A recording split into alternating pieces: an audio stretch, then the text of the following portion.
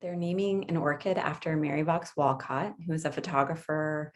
She was a glacial geologist and as well as a botanical artist. She provided the inspiration for this exhibition, and she has a very special connection with the Smithsonian. She was married to Charles Doolittle Walcott, who was secretary of the Smithsonian. She did a number of watercolors of the North American wildflowers, and her collection is at the Smithsonian American Art Museum. Mary Vaux Walcott was born in 1860 to a Philadelphia family. Her family was very interested in the natural sciences. Early on in her life, she would work with her brothers, photographing glaciers in Canada as a family. She ended up continuing her photography work, but then also spending more time drawing and painting wildflowers. Also lectured on botany and photography, and she was also active in a number of clubs, including the Society of Women Geographers. I would say that someone of her wealth,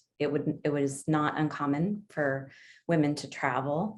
What was more uncommon, I think, for women to spend a lot of time in the wilderness, and in particular alone. She would draw on site these very rare wildflowers. I know she also collected specimens and watercolor them, but she quite frequently would spend many hours doing an accurate rendering of whatever flower she had come across. They are certainly scientifically valuable as well as artistically and beautifully valuable.